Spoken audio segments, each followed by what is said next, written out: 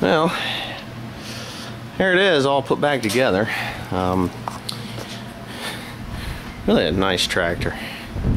I'll get it out in the sunlight, show it a little better, but still got one more thing I have to do, kind of a major thing. I have to change the oil pan, and that's right there underneath. Really pretty simple. Just put that big old jack on there and drop it down. Now, like I said before in the other video, and God, do I have a mess to clean up. Holy cow. I have to get this done. This oil pan is the 50-20 oil pan, and it is much larger. It holds 6 or 7 gallons. I got to look in the IT book. I think it's 6 gallons in there. So I'm going to put this one on.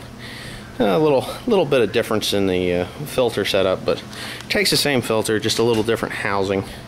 I am going to use the 50-10 housing because it seems to be the only one that's going to fit in there. I'd have to change the oil pump in order to get the 50-20 housing to work. So the block that's in there is actually a 60-30 block.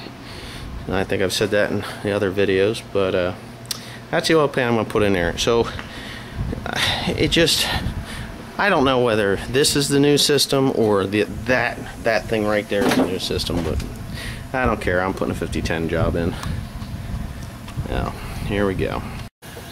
Well, there's what the inside of the engine looks like after I pulled the bottom end of the engine anyway. After I pulled that oil pan off of there, I got to get this old gasket off of there. It's pretty shitty. I mean, it's got to come off. It's nothing, but no big deal. Just but I use a putty knife I sharpen up, and it strips them right off of there like nothing. Gets her nice and clean. Now, I ran this motor in this thing, and I'll tell you what, it really runs smooth.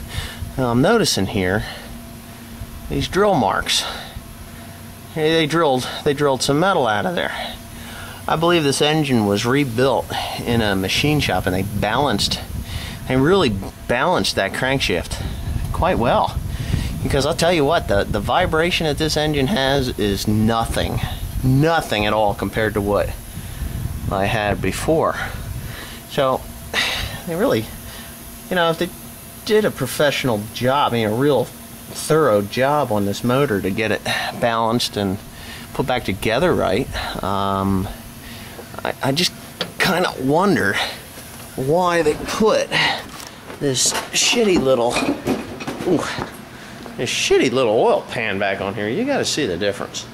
I mean, look at this thing. Here's the one I'm putting in.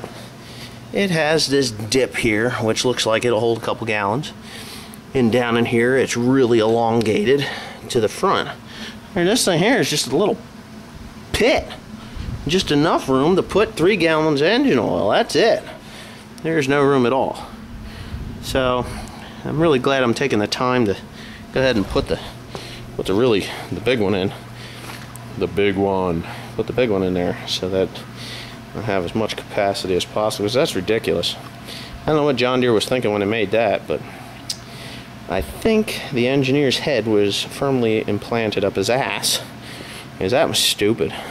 Save a few dollars on engine oil in 1964 or 65 when they made that pan. That pan there is a 1967, so I guess in those few years, they pulled their head out of their ass and decided to go ahead and make a better pan. So I'm going to be putting that thing in there in the next few minutes, and I think my tractor will be good. I'm going to put engine oil in her and fire it up and take her up the hill. Okay, there it is, all finished. Got her new motor in there. Put 17 gallons of hydraulic oil because that was pretty well depleted. It ran out when that oil line had broke. Think she got a fine looking rear end, huh? I like it. Anyway, it's pretty sweet. We're gonna take it for a ride. Out around, up the road, down the road, down the road, up the road, one or the other. But there it is. Can't hardly see now. But that is a 1967 John Deere 5020, 133 horsepower. This one's a mite more because I had it turned up 6%. At least that injector pump was turned up 6%, so it's probably a good bit more than that now, up in the 140 range. But there she be. All right, we're gonna go down the road and then I'll take some pictures of it going up the hill.